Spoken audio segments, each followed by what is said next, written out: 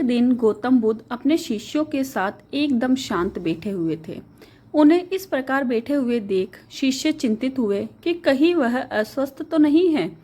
एक शिष्य ने उनसे पूछा कि आज आप मौन क्यों बैठे हैं?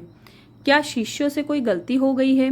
इसी बीच एक अन्य शिष्य ने पूछा कि क्या आप अस्वस्थ हैं? पर बुद्ध मौन रहे। तभी कुछ दूर खड़ा व्यक्ति जोर से चिल्लाया, आज मुझे सभा में बैठने की अनुमति क्यों नहीं दी गई है? बुद्ध आंखें बंद करके ध्यानमग्न हो गए। वह व्यक्ति फिर से चिल्लाया, मुझे प्रवेश की अनुमति क्यों नहीं मिली?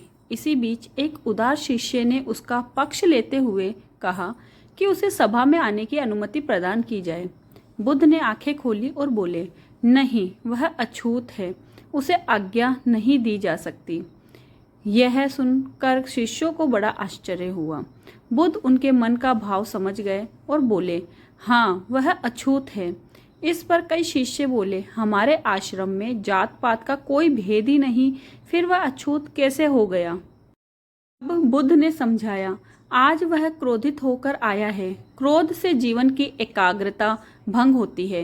क्रोधी व्यक्ति प्राय मानसिक हिंसा कर बैठता है। इसलिए जब तक वह क्रोध में रहता है तब तक अछूत होता है।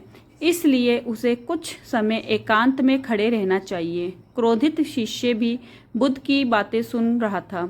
पश्चाताप की अग्नि में तप कर वह समझ चुका था कि अहिंसा ही मनुष्य का महान कर्तव्य व परम धर्म है।